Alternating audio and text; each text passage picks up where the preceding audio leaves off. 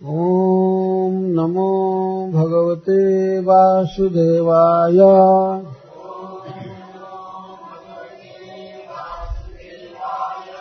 ॐ नमो भगवते वासुदेवाय।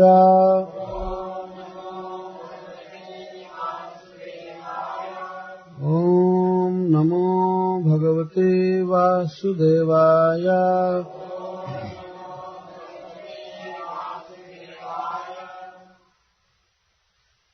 एवं विधा गदन्तीनाम् स गिरः पुरयोषिता निरीक्षणेनाभिनन्दन् सस्मितेन जयो हरिः। अजातशत्रुः पृतनाम् गोपीथाय मधुद्विषः।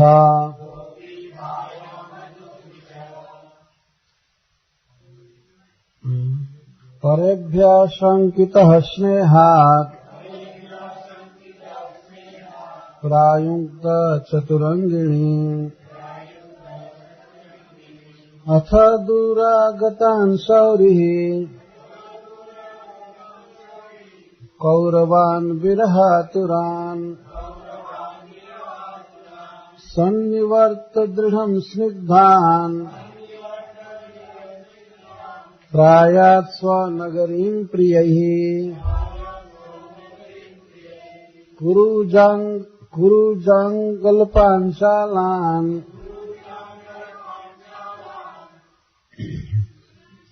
शूरसेनान् सजामनान् ब्रह्मावर्तम् कुरुक्षेत्रम् मत्स्यान् सारस्वतानथ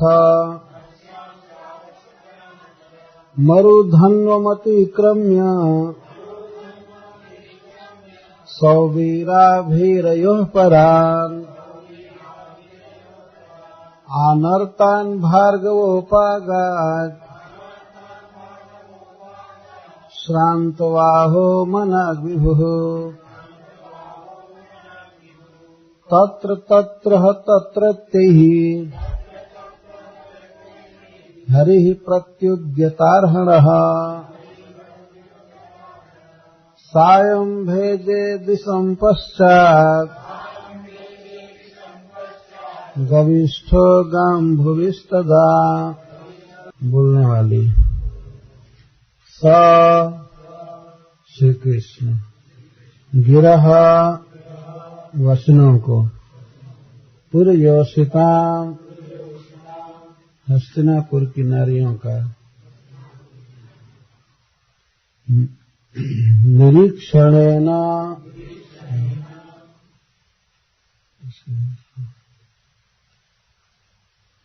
अभिनंदन दृष्टि द्वारा अभिनंदन करते हुए सस्मितेन स्मित से युक्त निरीक्षण द्वारा जयो चले गए हरि ही उनके मन का हरण करने वाले।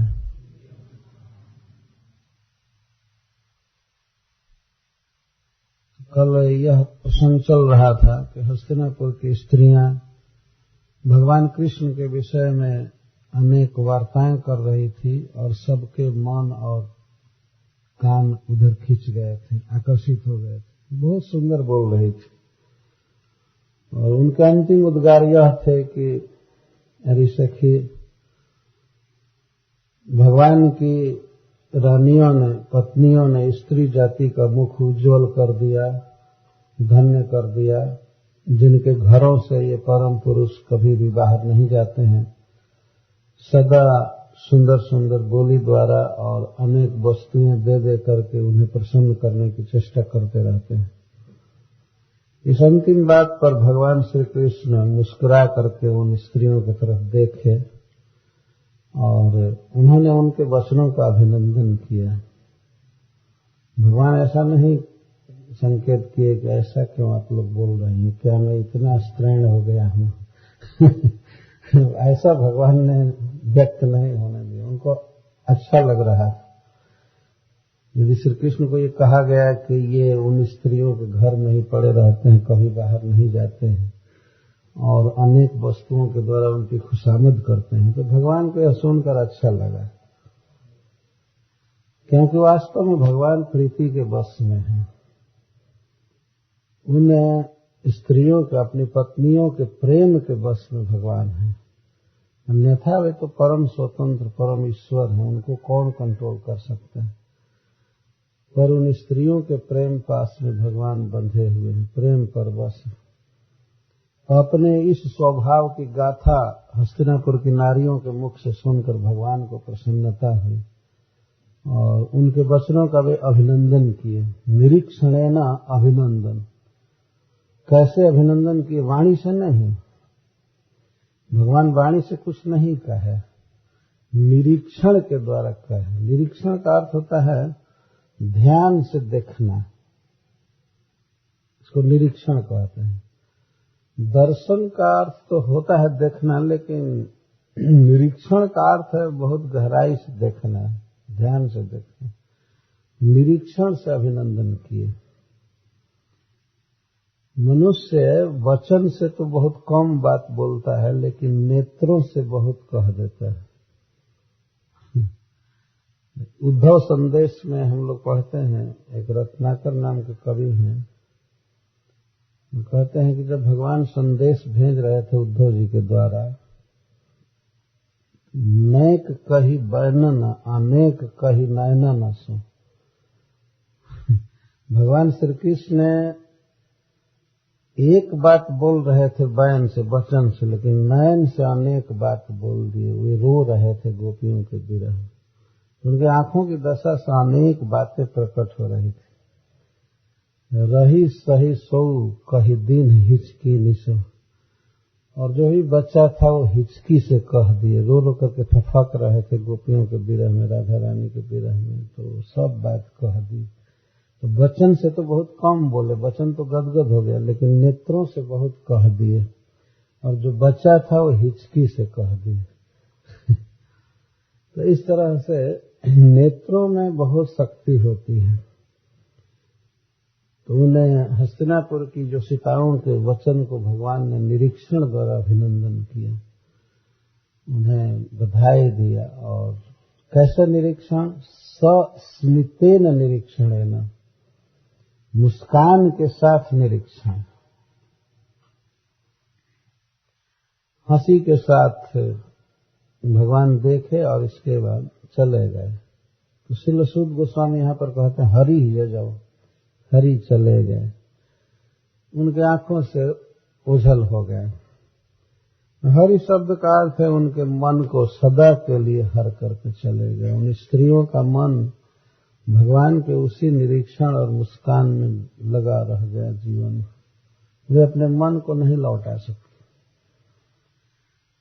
12वें स्कंध में श्री सुखदेव गोस्वामी ने कहा है कि प्रत्याकृष्टुम नयन बबला जत्र लग्नम सेकु, जिन स्त्रियों ने एक बार श्री कृष्ण को देखा वे जीवन भर अपने नेत्रों को वहां से लौटा नहीं पाए।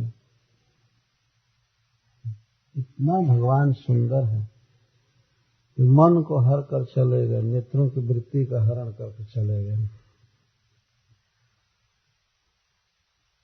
अब शुद्ध गोस्वामी कहते हैं कि अजात शत्रु प्रतनाम गोपी थाय मधुद्विष परेभ्य संकित स्नेहत प्रायुक्त चतुरंगिणी। अजात शत्रु महाराज युधिष्ठिर परेभ्य संकित, शत्रुओं से भयभीत होकर, शंकित होकर, मधुद्विष गोपी थाय, मधुसूदन भगवान की रक्षा के लिए एक औक्षाणी सेना प्रायुक्त नियुक्त किए, एक औक्षाणी सेना दिए। कैसी सेना? चतुरंगिणी, चतुरंगिणी, जिसके 4 अंग होते हैं, पैदल चलने वाले सैनिक और रथ पर युद्ध करने वाले महारथीगण, हाथी पर सवार और घोड़े पर सवार, इसको चतुरंगिणी सेना कहते हैं। तो चतुरंगिणी सेना उन्होंने नियुक्त किया। किसकी रक्षा के लिए? मधु द्विषः, मधु दैत्य से द्वेष करने वाला, अर्थात मधु जिनसे द्वेष करता था, जो मधु जैसे विकट दैत्य को भी मारने में समर्थ है, वैसे भगवान की रक्षा करने के लिए जो मधु दैत्य का वध कर सकते हैं, उनका मनुष्य क्या बिगाड़ सकता है? कुछ भी। परंतु परेभ्यः शंकितः, शत्रुओं से भीत थे युधिष्ठिर महाराज, श्री कृष्ण पर आक्रमण करेंगे।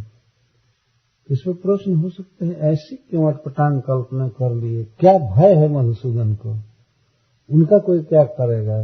तब कहते हैं स्नेहात्, जहाँ स्नेह होता है वहाँ अनिष्ट की आशंका होती ही। श्री कृष्ण के प्रति उनका स्नेह था कि यह बहुत ही तेजस्वी लड़का है, हमारे मामा का लड़का है, और इस युद्ध में अनेक प्रकार से हमारी सहायता किया है, तो अनेक लोग इससे बैर लेना चाहेंगे, इससे बदला लेना चाहेंगे, कहीं रास्ते में आक्रमण न करें। यह है स्नेह महाराज युधिष्ठिर। और कोई कारण नहीं था कि कृष्ण का कोई कुछ अनिष्ट कर सकता है, लेकिन अनिष्टा संकीर्णी बंधु हृदयानी, कालिदास जी ने कहा है कि बंधुओं का हृदय अनिष्ट की आशंका से भरा रहता है। यही स्वभाव है प्रेम का, अपने प्रेमास्पद का अनिष्ट न हो जाए, कोई कष्ट न हो जाए, यही सोचता रहता है हृदय। युधिष्ठिर महाराज देखे हैं भगवान की भगवत्ता को, ब्रह्मास्त्र से रक्षा, नारायणास्त्र से रक्षा, अनेक विपत्तियों से रक्षा, अनेक स्थलों पर बहुत बहुत ऐश्वर्य देखे हैं, भगवान की विभूतियों का दर्शन किए हैं, लेकिन फिर भी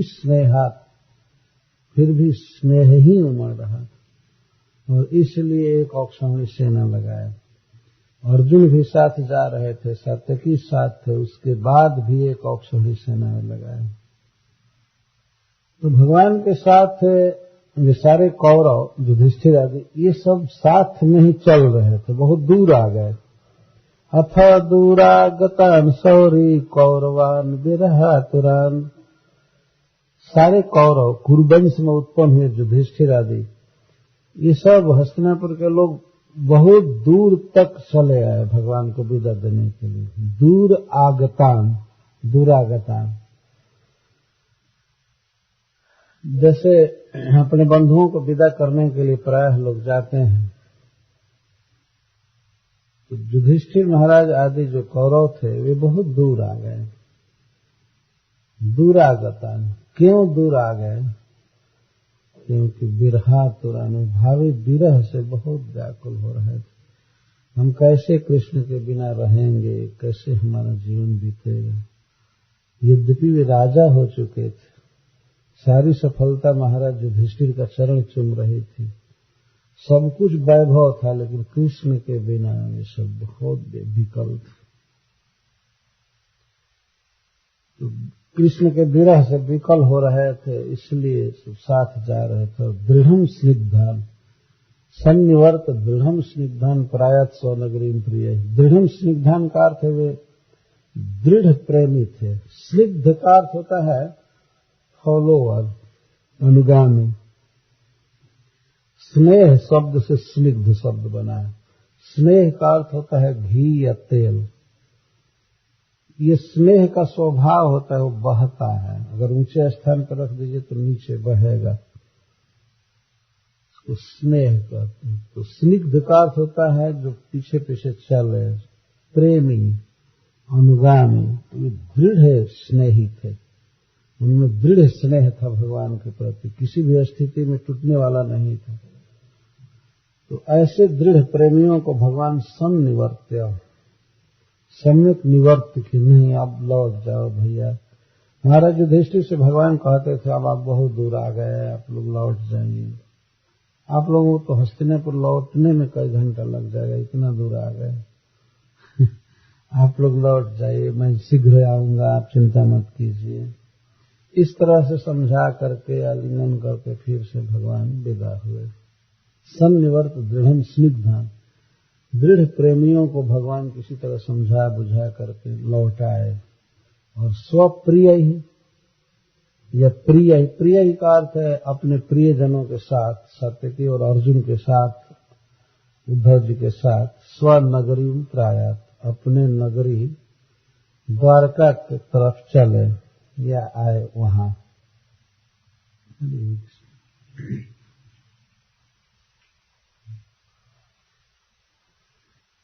अपने प्रिय उद्धव, अर्जुन और सात्यकी के साथ भगवान आए द्वारका क्षेत्र में। किन किन देशों को पार करते हुए, किन किन क्षेत्रों को पार करते हुए भगवान गए द्वारका, इसका वर्णन सूत जी कर रहे हैं।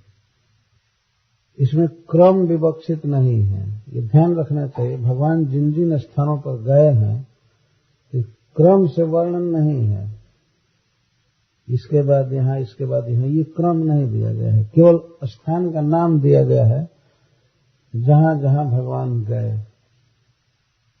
और भगवान जब द्वारका जा रहे थे तो चूंकि वे हस्तिनापुर में थे, अतः हस्तिनापुर के आसपास चाहे उत्तर दिशा में स्थान हो, चाहे पश्चिम में हो, पूरब में हो, सब जगह अपने प्रेमियों से मिलते हुए जा रहे थे।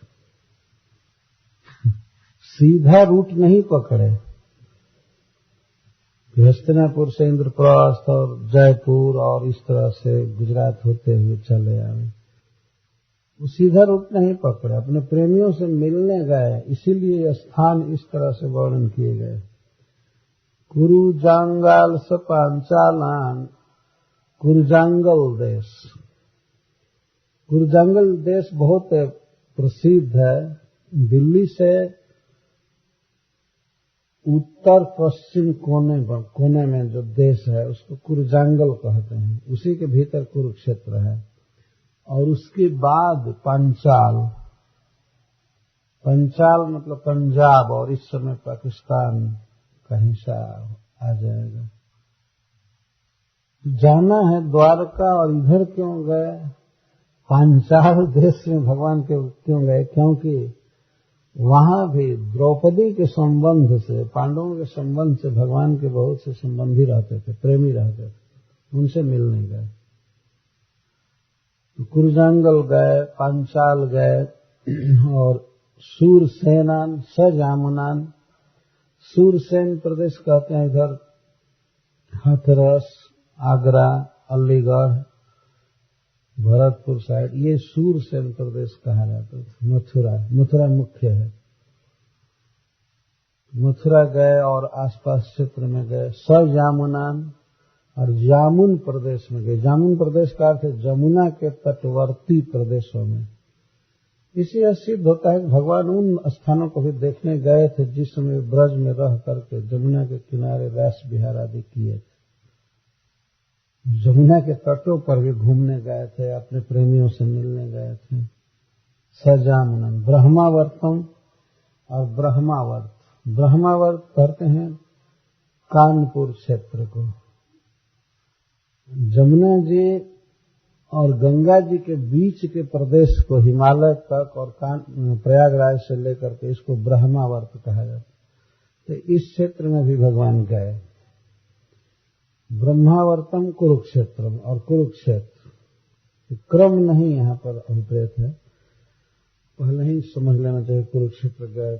ब्रह्मावर्तम कुरुक्षेत्रम, मत्स्यान सारस्वता न था, और मत्स्य देश में गए। मत्स्य देश का अर्थ है उत्तरी बिहार, दरभंगा के तरफ, जनकपुर के तरफ। उधर बहुत सी मछली पाई जाती थी, इसीलिए उसको मत्स्य देश कहते हैं। ऐसा भी अर्थ किया जाता है। तो उधर उत्तरी बिहार, बंगाल सब घूमते हुए गए। मत्स्य देश। सारस्वता न था, सरस्वती नदी जहां बहती है उन क्षेत्रों में गए। तो सरस्वती जी बहुत क्षेत्रों में बहते हैं, हिमालय के साथ साथ फिर बहती हुई यहाँ आती हैं प्रयागराज, और गुजरात में भी बहती हैं। जहां जहां सरस्वती नदी बहती थी वहां भी गए। उसको सारस्वत देश कहते हैं, सरस्वती से संबंधित देश। मरुधन्वम अतिक्रम्य, और मरु को पार किया भगवान ने, राजस्थान मरुभूमि। और धन्व का अर्थ है, मरु का अर्थ होता है निरुद्धक प्रदेश, जहां जल नहीं है। इससे सिद्ध होता है कि उसी समय से राजस्थान में जल नहीं मरुभूमि बहुत पहले से है। और धन्व का अर्थ है अल्पोदक देश, मध्य प्रदेश। पानी है लेकिन कम है, उसको धन्व कहते हैं। तो आज भी आप देखेंगे कि कोई व्यक्ति अगर चले द्वारका के लिए तो उसे अहमदाबाद आना पड़ता है। वहां कर्णावती अहमदाबाद को कहते हैं। कर्णावती आने के लिए बीच में जरूर मध्य प्रदेश पड़ता है, राजस्थान पड़ता है, मध्य प्रदेश पड़ता है, इस तरह से गुजरात फिर आता है। तो मरु धन्वम अतिक्रम्य, मरु को पार किया भगवान ने और धन्व को भी। बीच बीच में धन्व प्रदेश पड़ जाता है, मध्य प्रदेश से कहा जाता है, कम पानी है वहां। सौवीरा भीरयोः परान, फिर सौवीर देश में आए, आभीर देश में आए। ये सब गुजरात में ही पड़ते हैं, सौवीर आभीर। इसके बाद अनर्तन भार्गव उपागात, हे भार्गव, हे भृगुवंशी सौनक जी। इसके बाद भगवान सौवीर और आभीर से परे पार करके अनर्त देश में आए। ध्यान रखना चाहिए कि पहले अनर्त नाम के एक राजा थे, उन्होंने उनके नाम पर उस क्षेत्र का नाम अनर्त देश हुआ था। तो अनर्त देश में आए। यह कथा कहते हैं, सूत जी कहते हैं कि हे भार्गव, हे भृगुवंशी सौनक जी, उस समय भगवान के घोड़े कुछ थक गए थे। एक दिन में ही भगवान नहीं आ गए, ऐसा नहीं था कि बहुत बिजली की तरह सब जगह घूमते हुए चले गए। प्रतिदिन वे शाम होने पर रुकते थे, उसका वर्णन करते हैं। जहां जहां भगवान गए तत्र तत्र तत्र तैर हरिः प्रत्युद्यतारहणः सायं भेजे दिशं पश्चात गविष्ठो गाम गतस्तदा। जहां जहां भगवान जाते थे, जिस जिस देश में गए, जिनका नाम ऊपर दिया गया है, तत्रत्य ही वहां के लोगों द्वारा प्रत्युद्यत अर्हण, सब लोगों ने भगवान को भूरी भूरी भेंट दिया, उपहार दिया। और भगवान स्वीकार कर रहे थे अपने प्रेमियों के दिए हुए उपहार को, उपायन को श्री कृष्ण स्वीकार कर रहे थे। सब जगह गए और सब लोगों ने दिया। जब भी शाम हो जाती थी, शाम के समय भगवान रथ से उतर जाते थे और खास करके कोई जलाशय देख करके वहां उतर जाते थे और संध्या बंदन करते थे। किसी भी व्यक्ति को अपने जीवन में दिन और रात का हिसाब करके देखना चाहिए। एक दिन बीत रहा है तो बहुत बड़ा समय बीत गया। संध्या के समय ईश्वर के साथ अपने संबंध का स्मरण किया जाता है, इसको संध्या बंदन कहते हैं। संध्या का बंदन नहीं किया जाता है, संध्या काल में भगवान का बंदन किया जाता है, इसको संध्या बंदन कहते हैं। और आजकल के लोग तो कुछ सोचते ही नहीं कि सूरज उगे चाहे डूबे, इससे क्या मतलब है, केवल घड़ी देखते हैं उनका ऑफिस छूट रहा है, ये हो रहा है, हो रहा है। लेकिन दिन बीतना एक जीवन की इकाई समाप्त हो रही है, माप किया जा रहा है। लोग रोज नाप करके जीवन खत्म किया जाएगा। पहले के लोग इन बातों पर विचार करते थे, आज का दिन समाप्त हुआ, इसलिए वे बड़ी तत्परता से भगवान का स्मरण करते थे, भजन करते थे। संध्या बंदन भगवान करते थे। कब? जब गविष्ठ गाम गतस्तदा, जब गविष्ठ अर्थात सूर्य जब जल में जाते थे तब। सूर्य भगवान दो जगह अस्त होते हैं, या तो समुद्र में या पर्वत में। यदि पर्वत में अस्त होते हैं तो उसको अस्ताचल कहा जाता है, या समुद्र में अस्त होते हैं तो उसको अस्तारणव कहा जाता है। यद्यपि वो पर्वत और समुद्र भगवान सूर्य से बहुत दूर होते हैं, लेकिन वो ऐसे जाते हैं पश्चिम दिशा में तो लगता है कि समुद्र में डूब रहे हैं। द्वारका में एक सनसेट पॉइंट है जहां पर देखा जाता है कि भगवान सूर्य समुद्र में प्रवेश कर रहे हैं। बहुत अच्छा लगता है देखने में। हम लोग तो एक बार देखने गए तो प्रथम बार द्वारका में उस कैसे समुद्र डूब रहा है, समुद्र में सूर्य डूब रहा है। एक हमारे साथ लड़का गया था, जब देखा सूर्य डूब रहा है, जब पूरा डूब गया तो कहता अरे अरे, लगा कि सूर्य जब ठंडा हो जाएगा समुद्र में डूब करके अरे अरे ये तो सूर्य गायब हुआ है। सूर्य तो बहुत दूर है समुद्र से, लेकिन ऐसा लगता है कि समुद्र में डूब रहा है। गविष्ठ का अर्थ है सूर्य। सूर्य को गविष्ठ कहते, गवि माने स्वर्ग, आकाश। आकाश में सूर्य रहता है, लेकिन वह जब समुद्र में डूबता था तब भगवान रथ से उतरकर पृथ्वी पर आ जाते थे और स्नान करते थे, याचमन करते थे, और इसके बाद मनुष्य की लीला करते हुए संध्या वंदन करते थे। इतना व्यस्त होते हुए ये नियम पालन जरूर करते थे। अनर्त देश में आ गए। अब 11वां अध्याय चालू कर रहे हैं।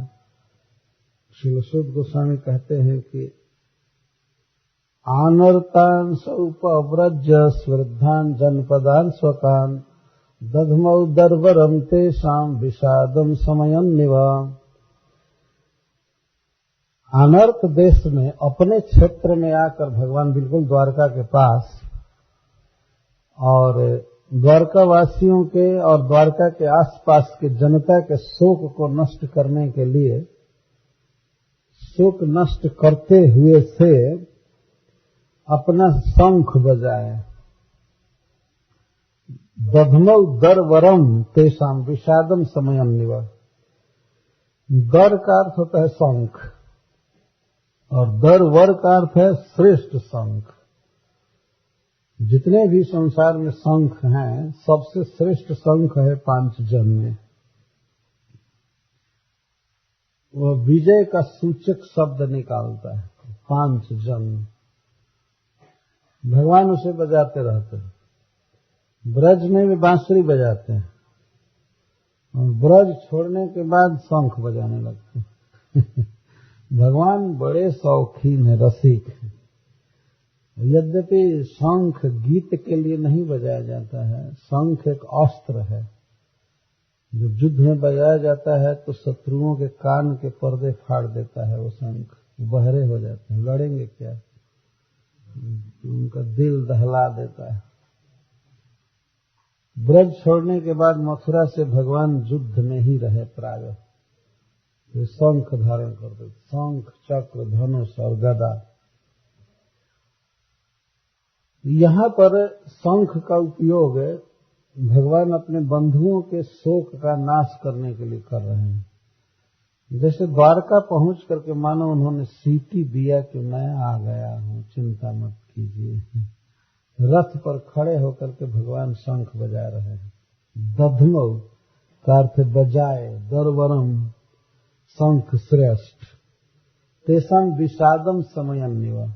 द्वारकावासियों के विषाद का समन करते हुए से, समन हुआ नहीं विषाद का, इसलिए युवा शब्द लगाया जा रहा है।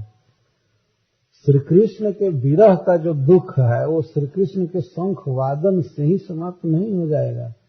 जब श्री कृष्ण मिलेंगे, उनका आलिंगन मिलेगा, दर्शन मिलेगा, उनकी सेवा करेंगे, तब जाकर के विरह का शमन होगा। लेकिन ऐसा लग रहा था जैसे भगवान उनके विरह ज्वर को कम करते हुए शंख बजा रहे हैं, अपने आगमन की सूचना दे रहे हैं। और द्वारका के बाहर भी बहुत जनता थी कई गांव में, तो उनसे सब सुन रहे थे, द्वारका के लोग सुन रहे थे, बहुत उच्च स्वर से शंख बजा रहे थे भगवान। दोनों हाथों से बजा रहे थे। तो उस समय भगवान के शंख वादन का चित्र ले रहे हैं सूत गोस्वामी। सौच्चकाशे धवलो दरो तिरुक्रमस्याधर शोण शोणिमा दाध्मायमानः करकंज संपुटे जथाब्ज संडे कलहंस उत्सवनः। कभी कभी हमको इस बात का बड़ा अफसोस होता है कि जब भगवान की सारी लीलाएं बीत गई तब ये वीडियो कैमरा बना और ये बना, और कौन सा व्यक्ति चित्र लेने लायक है कि ये लोग बनाए बाद में। जो उसी समय बना होता तो भगवान के शंख वादन को देख सकते थे सब लोग। तो जो कुछ भी हो, लेकिन सूत गोस्वामी ने जो वर्णन किया है वो वीडियो से कम नहीं है। वे कहते हैं कि स उच्च का से धवलो दरो दरह शंख धवलो दरह, उसका उदर बिल्कुल धवल था। शंख का जो भीतरी भाग था या बाहरी जो भी, वो बिल्कुल धवल था, उज्जवल। लेकिन जब भगवान बजा रहे थे दोनों हाथों से पकड़ करके, तो भगवान के लाल लाल अधर की लालिमा से शंख भी थोड़ा थोड़ा लाल लग रहा था, रिफ्लेक्ट हो रहा था। भगवान के अधर की लाली सोणिमा शंख को लाल कर रही थी।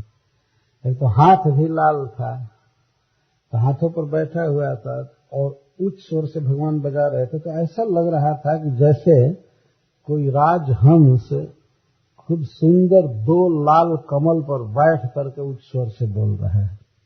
जथाब्ज संडे कलहंस उत्सवन, कलहंस तो राजहंस, उत्सवन उच्च स्वर से बोल रहा हो, ऐसा लग रहा था।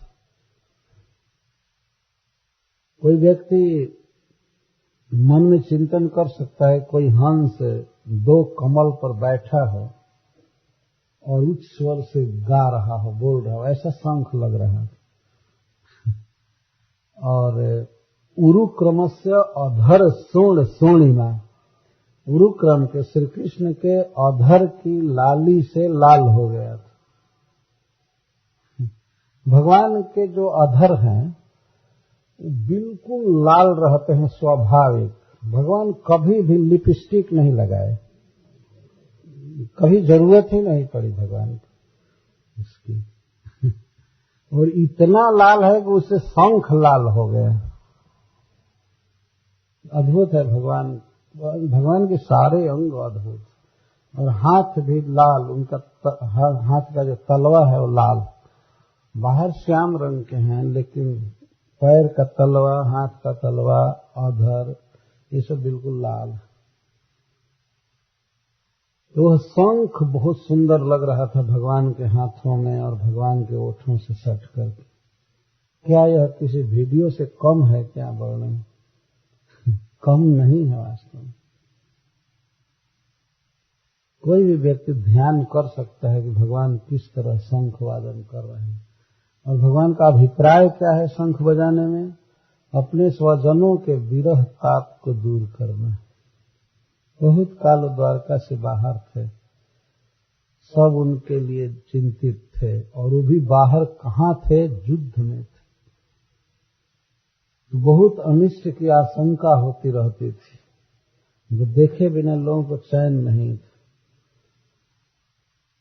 थोड़ा सा हम लोग सोचते हैं कि भारत में कहीं युद्ध न हो जाए तो कांपने लगते हैं, मंगल कामना करते हैं कि हे भगवान युद्ध न हो, युद्ध न हो। और श्री कृष्ण तो युद्ध में गए थे, भीषण युद्ध था, तो कितना भगवान की पत्नियां व्याकुल रहती होंगी, माँ देवकी या वसुदेव जी और सब स्नेह पूजन करते थे देवताओं का, भगवान शिव का, कि कृष्ण बिल्कुल सुरक्षित आ जाए आपकी कृपा से। इस तरह से मनाते रहते। एक एक क्षण उनका कोटि कोटि वर्ष जैसा बीत रहा था। ये आगे वर्णन आएगा। तो भगवान तो आ ही गए हैं, लेकिन उन्होंने सोचा कि पहले शब्द द्वारा उनका विरह शोक दूर करें। कम से कम मैं जब शंख बजाऊंगा और वे सुनेंगे तो इतना तो ध्यान रहेगा कि कृष्ण सुरक्षित आ गया है, तो इससे उनको आश्वासन मिलेगा। और दूसरा अभिप्राय भगवान का यह था कि वे जान जाएंगे कि मैं आ रहा हूं, तो मेरे स्वागत के लिए घरों से निकलेंगे, जो उनका अभीष्ट रहता है। और ऐसा हुआ भी, जो कार्य कर रहा था सब कुछ छोड़ करके कृष्ण के लिए दौड़ गया। एक बहुत श्रेष्ठ हाथी को आगे करके और रथों पर चढ़ करके बहुत प्रकार की सामग्रियां लेकर के वसुदेव जी, अक्रूर जी, बलराम जी, जो गुरु वर्ग थे, भगवान से श्रेष्ठ थे, वे सब लोग चल दिए। भगवान के पुत्र और द्वारका के सब नागरिक सब लोग आए। इसका वर्णन सूत जी आगे करेंगे। तो सबसे पहले भगवान के शंख वादन की छवि का वर्णन किए। स का अर्थ वह श्रेष्ठ शंख, धौलोदरः शंख, उच्च का से, उच्च ही सुशोभ, उत चका से, उच्च का से, उत का अर्थ है बहुत ऊंचा, बहुत अच्छा, चकासे का अर्थ बहुत अच्छा लग रहा था। वह शंख बहुत अच्छा लग रहा था भगवान के कर कमलों में आकर। धवलो दरह अपि, यद्यपि उस शंख का उदर धवल था, तथापि अपि उरुक्रमस्य अधर स्वर्ण स्वर्णिमा, उजला शंख था लेकिन उरुक्रम के अधर की लाली से लाल हो गया था। दाधमायमान, जब वो बजाया जा रहा था शंख, जब पूरित हो रहा था, भगवान उसमें स्वर भर रहे थे, तो दाधमायमान करकंज संपुटे, भगवान के दोनों कर कमल के संपुट में ऐसा सुशोभित लग रहा था जैसे जथाब्ज संडे कलहंस उत्सव, जैसे दो कमल पर बैठा हुआ राजहंस गा रहा है, ऐसा लग रहा था। तमुपश्रुत्य निमदं जगद भय भयावहं, प्रतिजयुः प्रजा सर्वा भर्तृ दर्शन लाल सहा। उसे ध्वनि के प्रभाव का वर्णन करते हैं सुद गोस्वामी। जगत भय भयावहं, भगवान के शंख का वह नाद जीवों के भय का अपहनन करने वाला है। जगत का अर्थ होता है जीव, जीवों का जो भय है, सब प्रकार के भय का नाश करने वाला है। मंगल ध्वनि है शंख। ऐसे भगवान के शंख के शब्द में कितना मंगल है, इसको कोई क्या कह सकता है। साधारण शंख की ध्वनि से भी मंगल होता है। हमारे यहाँ कहते हैं शंख बाजे बुलाए भाई, शंख के शब्द से भूत प्रेत भी भाग जाते हैं। बहुत मंगलमय ध्वनि होती है, इसलिए देखते हैं भगवान की पूजा में शंख बजाया जाता है। यह मंगलमय शब्द निकालता है, इसीलिए इसी को बजाने की परंपरा है। और जो बाजे आरती में बजाए जाते हैं ठीक है, लेकिन शंख श्रेष्ठ है।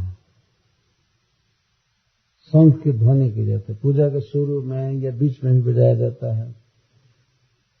शंख बाजे, घंटा बाजे, बाजे करताल, मधुर मृदंग बाजे परम रस, शंख बजता है। खास करके हमने देखा है बंगाल में प्रत्येक घर में लगभग रोज शंख बजाती है स्त्रियां, घर द्वार बाहर करके और शंख बजाती है।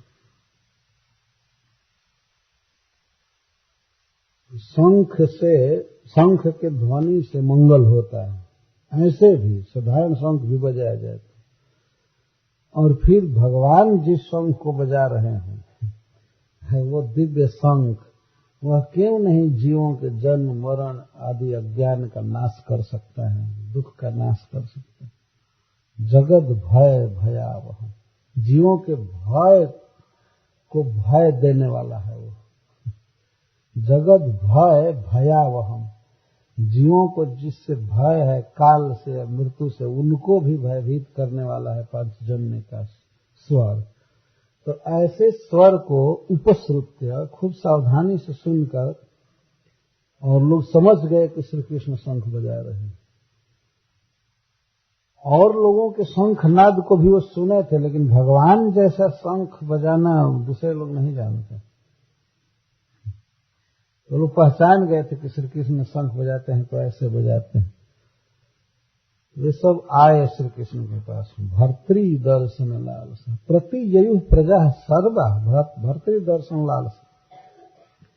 प्रति उदययु का यह अर्थ है कि प्रत्येक व्यक्ति दौड़ा कृष्ण के पास बहुत सा उपायन लेकर के। तो वो अपेक्षा नहीं कर रहा था कि मैं पीछे चलूं या पीछे चलूं। इतनी लालसा थी, भर्तृ दर्शन लालसा, अपने पालक अपने भरतार श्री कृष्ण के दर्शन की इतनी लालसा थी लोगों को कि वे एक दूसरे की अपेक्षा नहीं कर रहे थे। जहां तक हो सके बहुत तीव्र गति से चल रहे थे। इसको प्रति उदययु कहा गया। उस आवेश में, दर्शन की लालसा के आवेश में ये विचार नहीं हो रहा था कि नहीं थोड़ा पीछे चले और लोगों को आगे चलने दे। ये विचार नहीं आ रहा, मैं ही आगे चलूं, मैं ही आगे चलूं, आगे चलूं। हम तो उनको भगवान को देखने की, मिलने की जो लालसा थी, उस लालसा का अंदाज हम लोग तो नहीं लगा पाएंगे, क्योंकि हम लोगों में इतना प्रेम। हम लोग सांस लेना चाहते हैं, मान लीजिए कोई व्यक्ति किसी का गला पकड़ ले और नाक पकड़ ले और कह दे कि मैं सांस नहीं लेने दूंगा तो आधा मिनट, 1 मिनट नहीं कहेंगे अरे छोड़ दे, छोड़, मर जाऊंगा, सांस लेने दो, सांस लेने दो। इसको लालसा कहते। सांस लेने की, जीने की कितनी लालसा है। इससे कई गुना अधिक उन द्वारकावासियों की लालसा थी भगवान को देखने के लिए। कितनी उत्कंठा से चले होंगे, तत्परता से चले होंगे। इसीलिए सूर्य जी कहते हैं प्रति उदययु, प्रत्युदयु प्रजा सर्वा। और सर्वा से तात्पर्य है कि चाहे बालक, वृद्ध, युवा, स्त्री, पुरुष, कोई भी, सर्वा प्रजा प्रतिययु, प्रतियुदयु, भर्तृ दर्शन लालसा, श्री कृष्ण के दर्शन की लालसा सब चले। और वहां पर सब आ रहे हैं, जो भी आ रहा है, तत्रोपनीत बलयो रविर्दीपमिवाद्रितः आत्मा रामं पूर्ण कामं निजलाभेन नित्यदा। जो व्यक्ति आ रहा है वो उपहार लेकर के आ रहा था श्री कृष्ण को देने के लिए, भेंट। उपहार में अलंकार, वस्त्र, स्वर्ण मुद्रा और मिठाइयां, भोजन जो भी है लेकर के आ रहे थे। तत्र का तस्मिन् श्री कृष्ण उपनीत बलय, बलि का अर्थ उपहार। जहां प्रेम होता है किसी के प्रति तो देने की लालसा बहुत उमड़ती है। प्रेम वास्तव में देना जानता है।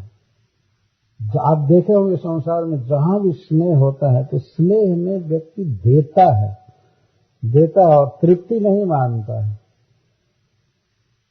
जो भी आ रहा था वो श्री कृष्ण को देने के लिए बहुत सी वस्तुएं लेकर के आ रहा था। तत्रोपनीत बलय, चाहे बक्से में भर करके या हाथ में लेकर के या किसी सवारी पर लेकर के, सब श्री कृष्ण को देने के लिए आ रहे थे। यद्यपि भगवान को कोई अपेक्षा नहीं है कि उनको कोई वस्तु दे, वो निरपेक्ष हैं, तो सब तरह से परिपूर्ण हैं, उनको किसी वस्तु की आवश्यकता नहीं है। इसीलिए ऐसे निरपेक्ष भगवान को भी देने के लिए वो लोग आ रहे थे प्रेम से, और भगवान स्वीकार कर रहे थे। इसको कहने के लिए एक दृष्टांत दे रहे हैं, रवेह दीपम इव।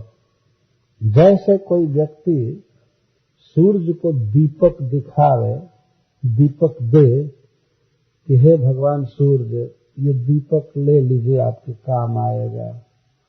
अब रास्ते में कहीं आपको ठोकर न लग जाए अंधकार में। जो व्यक्ति, जो सूर्य सारे जगत को प्रकाश देता है और अपने आप को तो देता ही, उसको कोई आवश्यकता नहीं है कि सूर्य को रास्ता दिखाने के लिए कोई टॉर्च दे या दीपक दे। वो स्वयं ही कोटि कोटि अनंत जीवों को प्रकाश दे रहा है, तथापि सूर्य को दीपक दिखाया जाता है। षोडशोपचार में 16 ढंग के पूजा में एक पूजा है दीपदान। तो सूर्य को भी दीपदान दिया जाता है। दीपक ले लीजिए, तो छाता ले लीजिए, ये पानी ले लीजिए, फूल ले लीजिए। तो रवे दीप विवादतम, भगवान यद्यपि आत्मारामम आत्मकामम निजलाभेन नित्यदा, भगवान अपने स्वरूप के आनंद से ही परिपूर्ण है।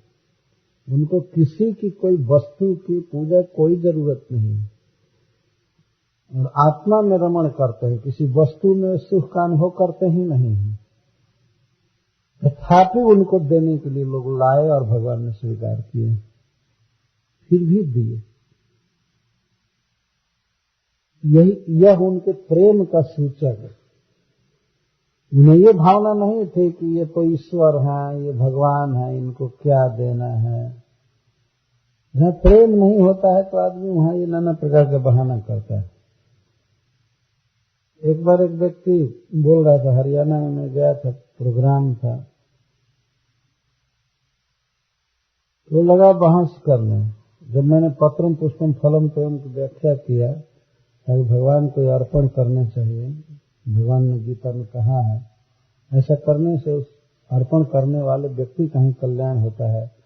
शुभा अशुभ फलय रे वो मोक्ष से कर्म बंधन। भगवान कहते हैं कि ऐसा कोई करता है तो शुभ अशुभ कर्म बंधन से मुक्त हो जाता है। तो वह व्यक्ति ये बात सुन करके बहुत अनवाइड हो गया। लगा कहने के ठीक है, उस समय तो भगवान सामने थे, उनको दिया जाता था और लेते थे, अब कहाँ दे। मैं कहा कि हम लोगों की पूजा को, अर्चा को स्वीकार करने के लिए भगवान अर्चा विग्रह के रूप में प्रकट होते हैं, शास्त्रों में लिखा गया है, वहां दे सकते हैं। तो लगा बहस करने। हिंदी में एक बहुत गीत प्रसिद्ध है, किसी नास्तिक का लिखा हुआ है, तो वो उसको गाने लगा, कहने लगा। गीत का भाव ये था कि वो कहने लगा कि देखो, भगवान कहते हैं कि फूल नहीं, ये शास्त्र कहता है कि फूल भी भगवान है और मूर्ति भी भगवान है, तो भगवान पर भगवान को क्या चढ़ाऊं मैं, ऐसा गीत में है। भगवान पर भगवान को कैसे चढ़ाऊं मैं, गजब हैरान हूं भगवान तुम्हें कैसे रिझाऊं मैं। ये एक गीत का मूल अंश था, लाइन। गजब हैरान हूं भगवान तुझे कैसे रिझाऊं मैं तो बड़ा परेशान हूं, आपको कैसे खुश करूं। और यदि यह कहा जाए कि आपको भोग लगाने से आप खुश होंगे, तो ये भोजन भी ब्रह्म है, आप भी ब्रह्म है, तो ब्रह्म में ब्रह्म को कैसे मैं दूं, कैसे चढ़ाऊं। मैं तो बड़ा हैरान हूं, कैसे आपको प्रसन्न करूं। तो शांतवत में कहा कि ये केवल पूजा करते समय आपकी ये भावना आती है कि ये फूल भगवान है, मूर्ति भगवान है, और भोजन करते समय आपको ये भावना आती है नहीं कि भगवान को भगवान के भीतर क्यों खोज रहा हूं। ये भावना आती है। अब तो बेचारा बिल्कुल हका हो गया। उस समय क्यों नहीं विचार करते हो कि भगवान को भगवान के भीतर क्यों डाल रहे हो। ये अन्न भी भगवान है, तुम भी भगवान हो, क्यों ऐसा कर रहे हो। और स्वयं कपड़ा पहनते हो तो उस समय विचार नहीं आता है कि भगवान पर भगवान को क्यों ओढ़ाऊं मैं। केवल भगवान की सेवा करते समय हैरान हो जाते हो, परेशान हो जाते हो। मैं आलसी कहीं मूर्ख, ये कहो कि तुम्हें भगवान की सेवा करनी नहीं है। गजब हैरान हूं भगवान तुझे कैसे रिझाऊं। इतना हैरान मत हो, बहुत आसान है भगवान को प्रसन्न करना।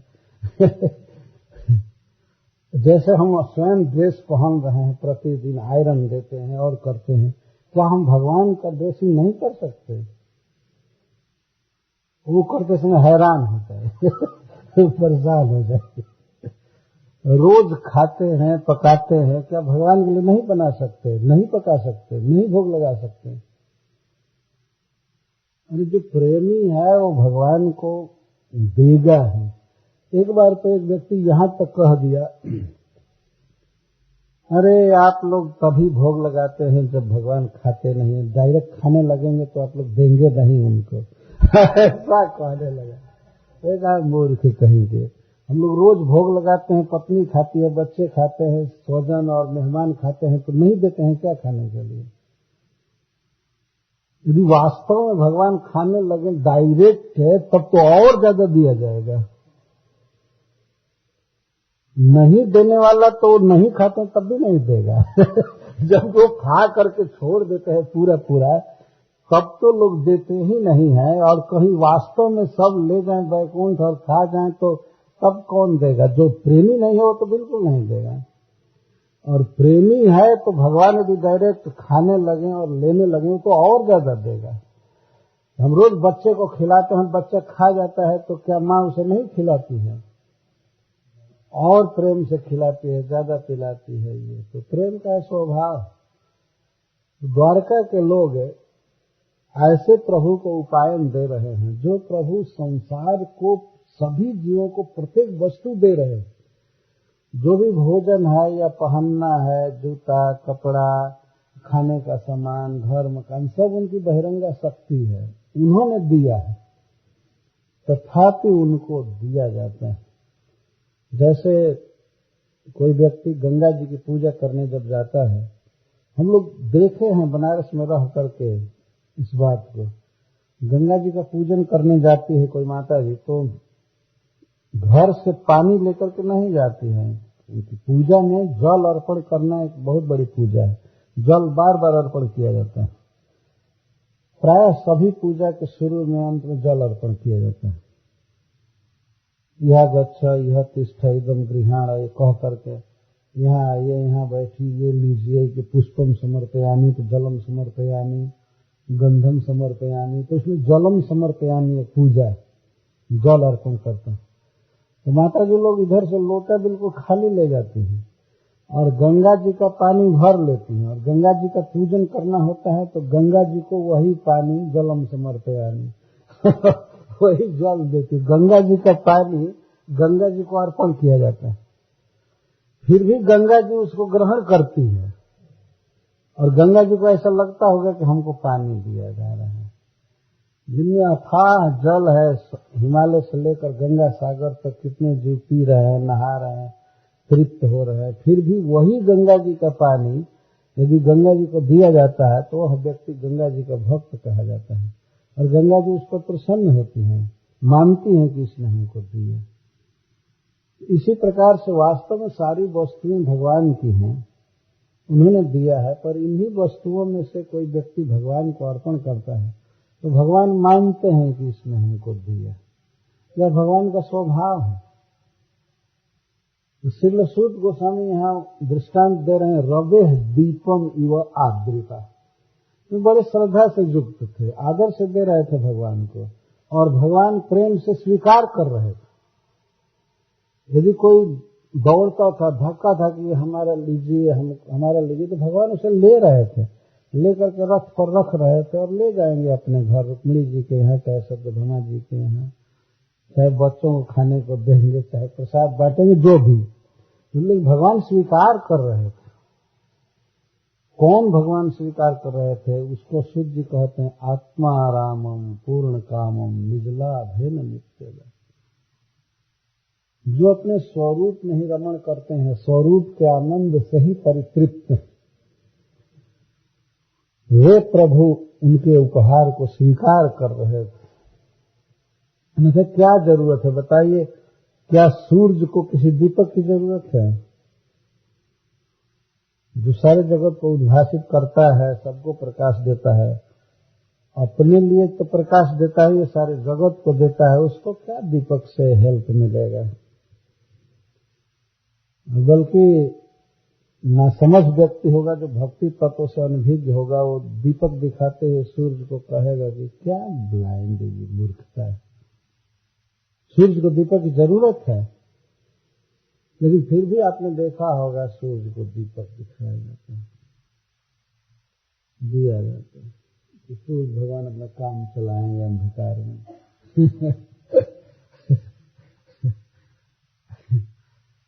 तो इस तरह से ये है भक्ति का मार्ग। यद्यपि ये द्वारकावासी नित्य भगवान के साथ रहते हैं, पर थोड़ा सा अंतर से वे आए हैं तो तुरंत उनको भेंट दो, उनको ये दो ये दो, प्रतिदिन का उनका कार्य वे देना ही जानते हैं। भगवान को देना है, भगवान को देना है। ये नहीं सोचते कि भगवान जब दुनिया को खिला रहे हैं तो उनको क्या खिलाना है, उनको क्या देना है। वही सबको जन्म दिए, सबको पोस रहे हैं, तो उनको क्या देना है। वे सब लोग बहुत प्रसन्न थे और खास करके श्री कृष्ण का हंसता हुआ चेहरा जब वो देखे तो बहुत प्रसन्न हुए और उनके दिए हुए उपहार को जब भगवान स्वीकार किए तो और अधिक प्रसन्न हुए। प्रत्युत्फुल्ल मुखा प्रोचुर हर्ष गदगदया गिरा पितरम सर्व सुहृदम अवितारम इवार्भका। जैसे छोटे छोटे बच्चे अपने पिता से कुछ तोतली बोली में बोलते हैं प्रसन्न होकर के, उस तरह से द्वारका के लोग भगवान श्री कृष्ण से कहने लगे। उस समय प्रीति उत्फुल्ल मुखा, प्रेम से प्रसन्नता से उनके मुख खिल गए थे। शास्त्रों में अनेक बार यह बात कही गई है और लोक में भी हम लोग देखते हैं कि मुख वही रहता है व्यक्ति का, परंतु भिन्न भिन्न परिस्थितियों में वो कुम्हला जाता है और खिल जाता है। अकस्मात अनुकूल विषय पा करके मुख प्रफुल्लित हो जाता है, खिल जाता है, और विपरीत बात होने पर विषाद में डूब जाता है, कुम्हला जाता है। तो द्वारका के लोगों का मुख कुम्हला गया था भगवान के विरह में, लेकिन उनको देखते ही और यह देख करके कि श्री कृष्ण हमें वैसे ही प्रेम कर रहे हैं जैसे पहले करते थे, यह देख करके उनका मुख खिल गया। प्रीति उत्फुल्ल मुखा, फूल का अर्थ ही होता है खिला हुआ, उत्फुल्ल का अर्थ बहुत अधिक खिला हुआ। आनंद से मुख खिल गया, शोभा छा गई और श्री कृष्ण से बोलने लगे। इतना हर्ष था, इतना हर्ष था, खुशी थी कि उस हर्ष के कारण गदगदया गिरा, वाणी स्खलित हो रही थी, बोली साफ साफ नहीं निकल रही। दो समय में व्यक्ति का गला रुंध हो जाता है। तो शोक के अवसर पर शोक होता है, आंसू गिरने लगता है और वाष्प भर जाता है कंठ में, तो वाष्प से गदगद वाणी हो जाती है आंसू से। और आंसू से तात्पर्य यह है कि एक आंसू आंखों में बहता है और कुछ आंसू गला में आ जाता है, इसीलिए वाणी गदगद हो जाती है। और दूसरा कारण होता है हर्ष। अत्यधिक खुशी होने पर, प्रेम होने पर व्यक्ति का गला गदगद हो जाता है, जो साफ साफ नहीं बोल पाता है। तो वे प्रभु से इस प्रकार कहने लगे। कृष्ण कैसे हैं? अवितारम, सर्व सुहृदम अवितारम। श्री कृष्ण सबके अकारण सुहृद हैं, हितैषी हैं, सभी जीवों के। बदले में कुछ चाहते नहीं है श्री कृष्ण, सौहार्द करके और हम कुछ चाहें, इसीलिए कहा गया अवितारम, सर्व सुहृदम अवितारम। अविता का अर्थ होता है रक्षक। तो श्री कृष्ण सबके रक्षक हैं, सबका पालन करते हैं। क्या किसी अपेक्षा से? नहीं, किसी अपेक्षा से पालन नहीं करते हैं, क्योंकि सबके सुहृद। जैसे माँ अपने बच्चे का पालन करती है तो बच्चे से बहुत अपेक्षा रख करके नहीं पालन करती है, स्वाभाविक स्नेह होता है, वो पालन करती है। तो भगवान सारे जीवों का पालन करते हैं, पोषण करते हैं, इसलिए कि भगवान सुहृद हैं। ऐसा मान करके नहीं कि अब क्या करें, जन्म दे दिए हैं तो ड्यूटी करना ही है, पालना ही, ऐसा नहीं है। उनका स्वाभाविक स्नेह है। या ऐसे पालन नहीं करते हैं जैसे अमेरिका में बहुत से इंश्योरेंस कंपनियां हैं कि भाई अब कोई मान लीजिए बीमार पड़ गया और उसकी चिकित्सा कहीं होने लगी, तो कोई हेल्थ इंश्योरेंस कराया है मान लीजिए, तो बीमार होने पर वो पालन करे ये कहा जा सकता है ठीक है पालन किया, दवाई दिया, लेकिन ये स्वाभाविक भाव से नहीं किया। उसने पैसा जमा किया है रेगुलर, इसलिए कर रहा है ना। मौके पर कार एक्सीडेंट में चाहे जैसे तैसे कोई हेल्प करे, तो हेल्प तो इसलिए कर रहा है ना कि पहले से कोई किया है। क्या ऐसे लोगों का हेल्प ये लोग करते हैं जो एक पैसा भी नहीं दिया है? नहीं करते हैं ना, बहुत कठिन हो जाएगा। किसी किसी मायने में लोग बताते हैं कि इन पश्चात देशों में रहना बहुत कठिन होता है। हमसे तो एक व्यक्ति कह रहे थे कि न्यू ऑरलियंस में मैं देखा बहुत से मुर्दों के घर थे, ग्रेव कहते हैं, हाँ, तो कब्र बना बना करके मार्बल लगा लगा करके बहुत सजाया। मैं कहा कि तो बहुत खर्च होता होगा इनके मरने के बाद। तो वो व्यक्ति कहे कि मरने के बाद खर्च होता है, मरने में यहाँ बहुत खर्च है। यहाँ मरना बहुत महंगा है महाराज, मरना मुश्किल है यहाँ। क्यों? तो वो बताया कि मरने से पहले अपने लिए जमीन खरीदना होता है। जो लोग दफनाते हैं कब्र में डालते हैं उनके लिए कह रहा हूँ, जो जला देते हैं उनके लिए कम कठिनाई है। लेकिन जो लोग जमीन में दफनाते हैं तो वो बता रहे थे कि लोग अपने मरने से पहले अपने लिए जमीन खरीदते। अगर अपने मरने के लिए जमीन नहीं है दफनाने के लिए तो मर नहीं सकते हैं वहां। उसको मरने नहीं दिया जाएगा। और एक तो जमीन चाहिए और मरने के बाद जो दफनाने आदमी जो खर्च होता है वो भी जमा करना पड़ता है, तब मरेंगे।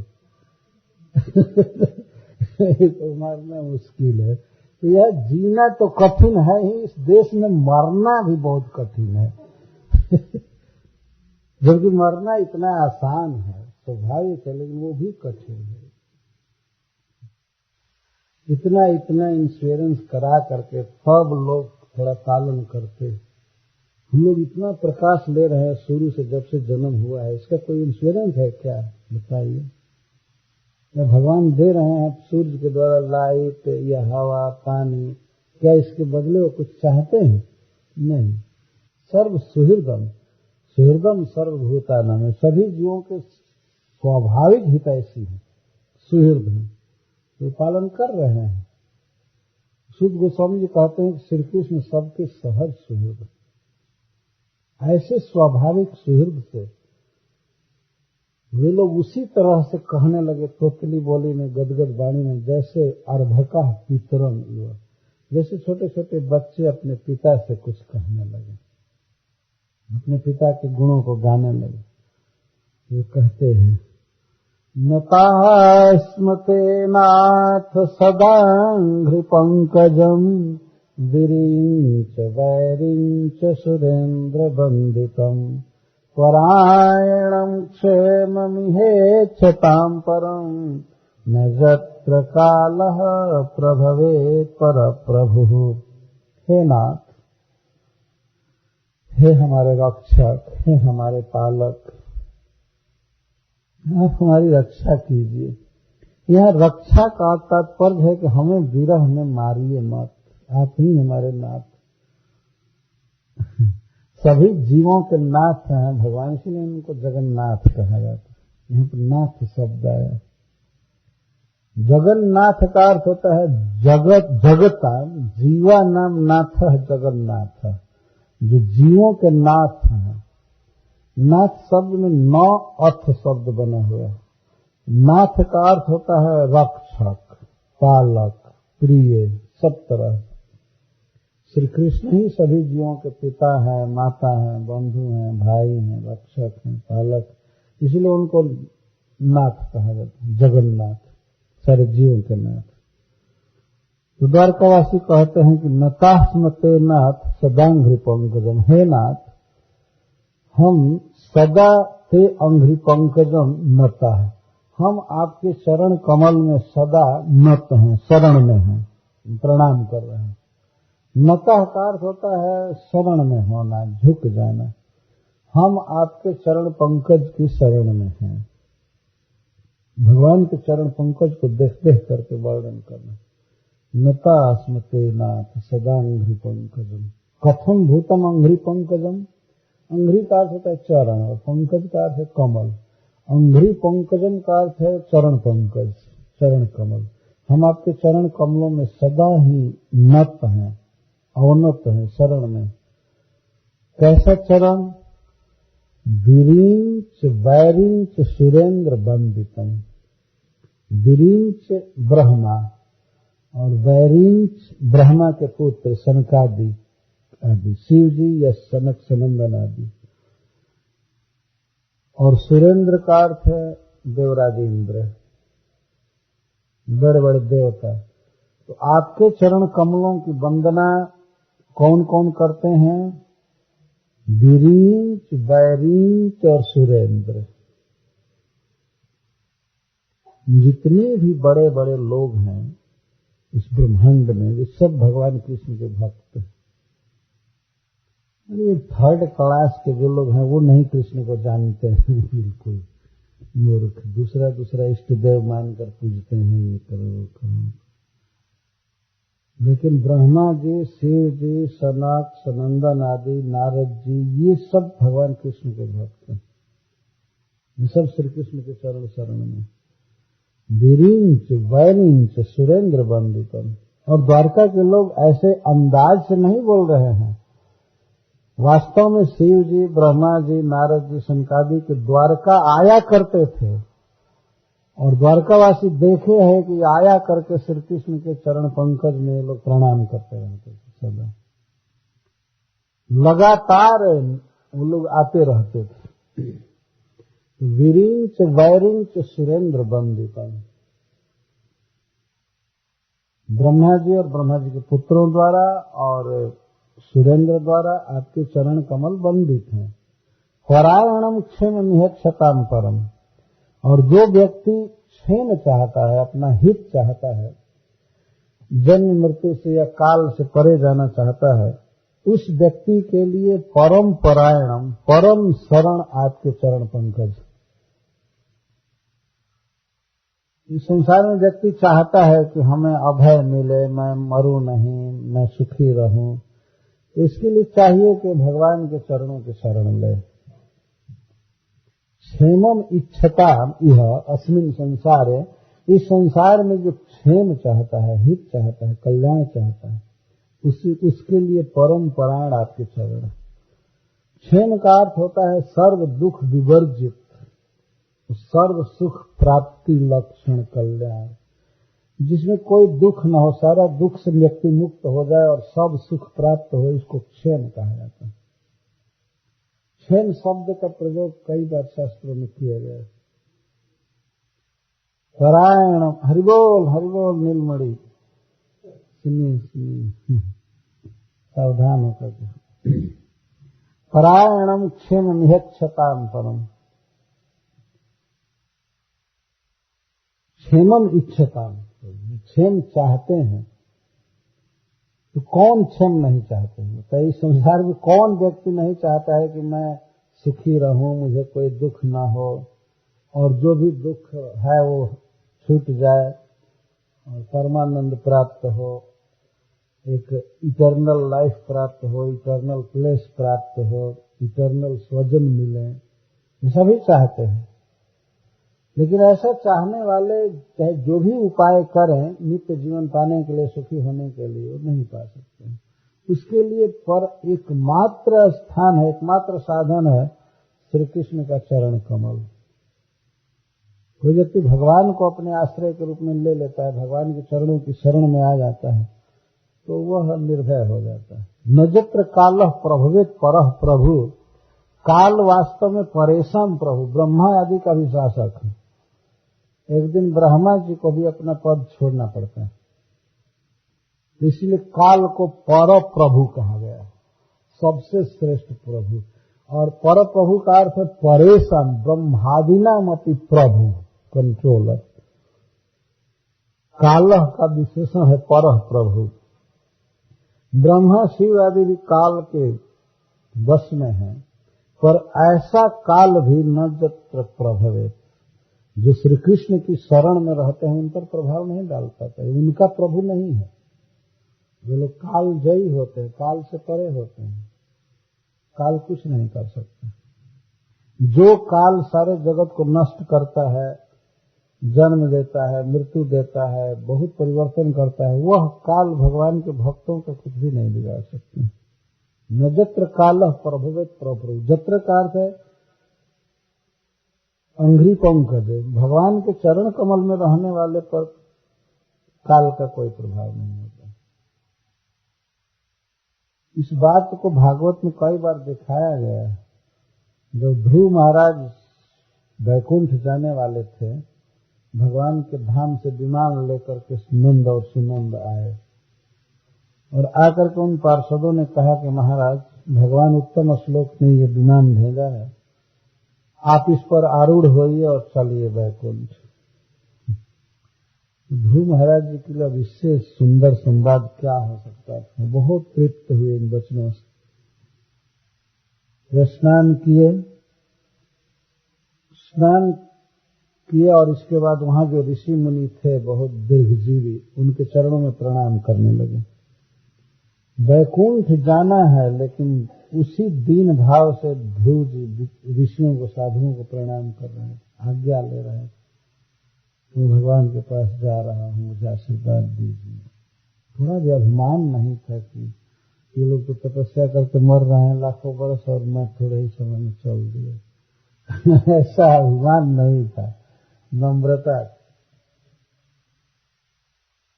जब ही वे वैकुंठ पर चढ़ना चाहते तो ध्रुव महाराज का शरीर बिल्कुल स्पिरिचुअल हो गया, दिव्य हो गया। और चढ़ना चाहते थे तो विमान थोड़ा ऊंचा पड़ रहा था, एक पत्थर पर खड़े थे, तो उसी समय काल सामने आया ध्रुव महाराज की और उसने साफ कहा कि महाराज, आप वैकुंठ जाइए, इसमें कोई प्रतिवाद नहीं है, लेकिन ये देह छोड़ करके जाइए। भगवान के धाम में आप जाइए, लेकिन देहम त्यक्त्वा, ये देह छोड़कर जाइए। यहाँ हमारा शासन है, मैं काल हूँ, मृत्यु हूँ, ये शरीर त्याग कर जाइए आप पार्षद शरीर से। ध्रुव महाराज तो स्वयं ही पार्षद हो चुके थे, चिन्मय देह था। अच्छा ठीक। तो ध्रुव महाराज ऐसे एक पत्थर पर खड़े थे और काल का सिर थोड़ा स्टेप जैसा थोड़ा ऊंचा था और विमान ऐसे, तो काल के सिर पर वे पैर दे करके और विमान पर चढ़े, इतना शान के साथ। उन्होंने कहा अच्छा ठीक है, तो धमाक से उसके सिर पर पैर दिए और विमान पर चढ़े। इस तरह भगवान के भक्त काल के सिर पर पैर दे करके चलते। जो काल परह प्रभु है, सारी देवताओं का नियामक है, स्थान छीन लेता है, देह छीन लेता है, भोग छीन लेता है, तहस नहस कर देता है, सृष्टि स्थिति आदि करता है, ऐसा काल भी भगवान के चरणों की शरण में रहने वाले को कुछ नहीं कर सकता। द्वारका के लोग कह रहे हैं परम सत्य। और अजामिल प्रसंग में देखा गया है कि जब जमराज के दूत जमराज जी के पास पहुंचे और शिकायत किए कि 4 सिद्ध आए थे, उस पापी को छुड़ा करके ले गए, तो बातचीत होने लगी कि कौन थे, तो जमराज जी समझ गए कि भगवान के पार्षद थे। उन्होंने उस दिन से साफ मना कर दिया कि जो लोग भगवान का नाम बोलते हैं, भगवान को प्रणाम करते हैं और एकादशी व्रत आदि करते हैं, उनके पास भूल करके मत जाना। उन 3 दूतों को ही नहीं, जमराज जी उस दिन नरक में काम बंद कर दिए और एक इष्टगोष्ठी किए और सिखाए सारे दूतों को बुला करके कि जो लोग भगवान का नाम बोलते हैं उनके पास नहीं जाना। दूतों में से कुछ लोगों ने प्रश्न किया कि और यदि वैष्णव हो करके भी कोई गलती करे, पाप करे, तब जमराज जी कहते हैं कि इसके लिए मैं उनको दंड नहीं दे सकता, मैं अधिकारी नहीं हूं। मैं तो मनुष्यों का अधिकारी हूं और मनुष्यों में भी जो पापी हैं उनका। सबको मैं दंड नहीं दे सकता, सबका मालिक मैं नहीं हूं। वैष्णवों के मालिक तो भगवान विष्णु हैं। कोई दूत कहने लगा और वो गलती करें, वो अपराध करें तो वो ठीक है, अपराध करेंगे, भगवान को जो कुछ करना होगा वो करेंगे, हम मालिक नहीं हैं, साफ उन्होंने कहा। हम वैष्णवों के मालिक नहीं। आज ही देख लिया कि नहीं तुम लोगों ने, अगर ज्यादा जोर लगाए होते तो तुम्हारे मरने का ही समाचार अखबार में छपा होता है और कुछ बाकी नहीं होता। देख लिया, आपके सामने देख लिया ना कि मैं उनका मालिक नहीं हूं। और आकर के दूतों ने सबसे यही पहले प्रश्न किया कि स्वामी ये बताइए कि इस दुनिया में कितने ईश्वर हैं, किसका शासन चल रहा है। हम लोग तो आपकी आज्ञा से लेने के लिए गए थे और 4 देवता आए, हम लोगों को मारने पीटने की, जान से मारने की धमकी दी और उसको छुड़ा दिए। तो कौन ईश्वर है? आपका शासन चल रहा है कि किसी और का चल रहा है? धर्मराज जी ने कहा, मूर्ख हूं, तुम लोगों को पता नहीं कि हमारे जैसे करोड़ों करोड़ों लोग उनकी आज्ञा पर खटते हैं, वो ईश्वर दूसरे हैं, उनका नाम विष्णु है, उनके पार्षद छुड़ा करके ले गया जमीन। उस दिन से धर्मराज जी ने कहा कि मैं वैष्णवों का मालिक नहीं हूं। धर्मराज जी भी काल के प्रतिनिधि ही हैं, मैं उनका स्वामी नहीं हूं, उनके स्वामी भगवान। जैसे जनता कोई अपराध करती है तो उसके लिए पुलिस विभाग है, जेल है, लेकिन राजा का लड़का खास कोई गलती करे, परिवार का करे, तो राजा उसको दंड देगा कि पुलिस को दे देगा। उसको दूसरा व्यक्ति नहीं जज करेगा। अरे राजा एक थप्पड़ मारेगा, कुछ करेगा, ठीक कर देगा। अगर वैष्णवों से गलती होती है तो भगवान देखते हैं, उसके अधिकारी जमराज नहीं है, कोई दूसरा नहीं। इस तरह नजत्र काल प्रभुत परह प्रभु, वहां काल की दाल नहीं गलती है आपके चरण कमलों के शरण में जो रहते हैं।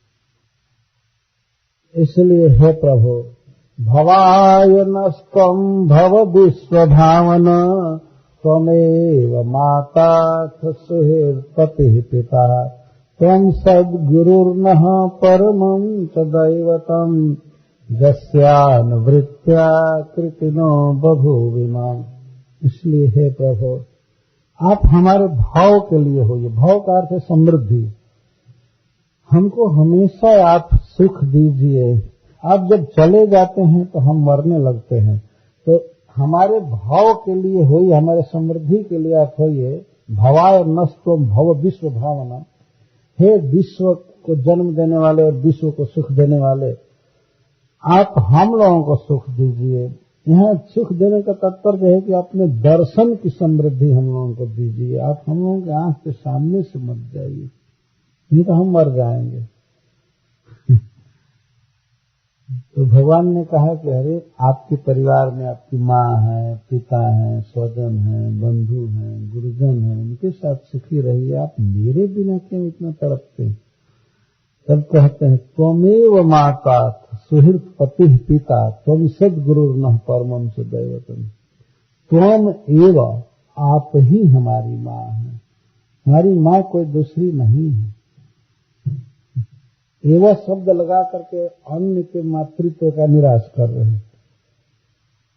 हमारी और कोई माँ नहीं है, आप ही हमारी माँ है। त्वमेव माता अथ सुहृत्पतिः पिता, आप ही हमारे भाई हैं, सुहृद हैं, बंधु हैं, पति हैं, राजा है, स्वामी है, और आप ही पिता है। यह एवं शब्द सब जगह लगाना पड़ेगा। त्वमेव माता, त्वमेव पिता, त्वमेव बंधु इत्यादि, त्वमेव सद्गुरु, त्वं सद्गुरुर्वा, आप ही हमारे गुरु हैं, हमारा कोई गुरु नहीं है।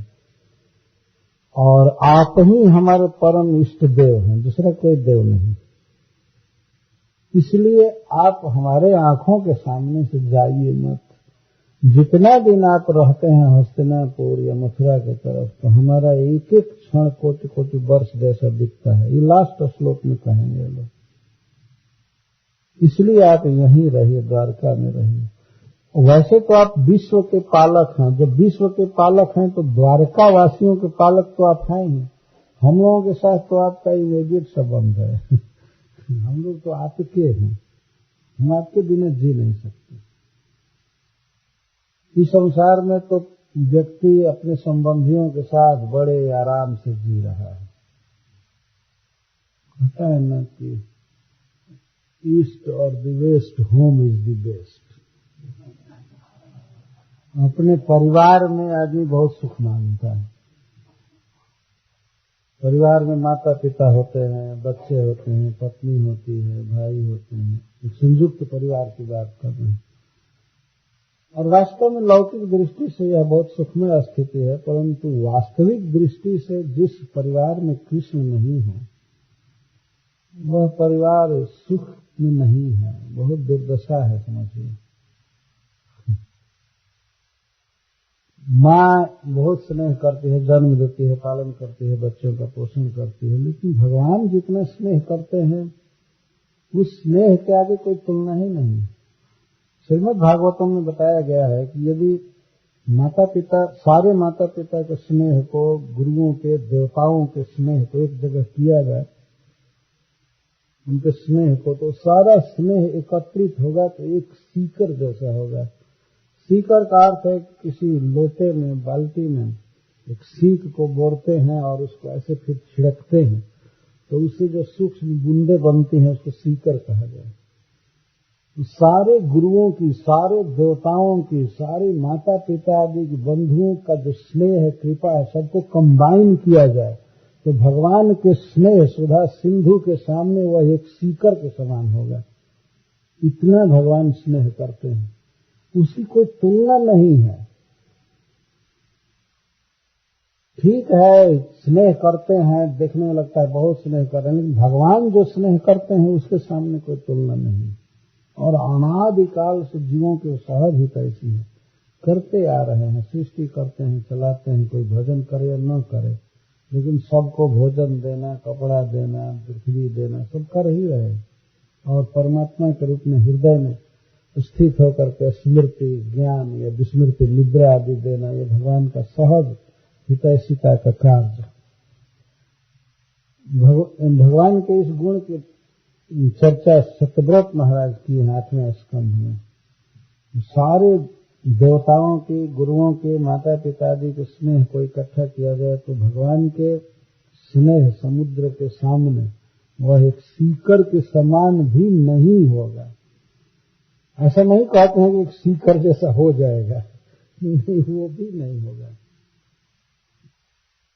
इतना भगवान का स्नेह। इसीलिए यहाँ ये द्वारकावासी कह रहे हैं हमारी कोई माँ नहीं है, हमारा कोई पिता नहीं है, आप ही हमारे माँ हैं, आप ही हमारे पिता हैं, आप ही हमारे गुरु हैं, आप ही भाई हैं, आप ही पति हैं, आप ही स्वर्ग हैं। और आपकी सेवा करके ही हम कृति होंगे। बस आपके साथ रहना है, आपकी सेवा करना। जस्यानुवृत्त्या कृतिनो बभूयिमा, आपके अनुवृत्ति से, आपके साथ रहने से, आपकी सेवा करने से ही हम धन्य होंगे। हमारे जीवन में बस यही सफलता मानी जाएगी, हमारा धन यही है कि हम आपकी सेवा करें। अनुवृत्ति का अर्थ है सेवा, अनुवृत्तिया, सेवा से हम अपने इंद्रियों से आपकी सेवा करें, आपके साथ रहे, आपको देखें, आपको प्रसन्न रखें, बस हमारे जीवन की सफलता यही है।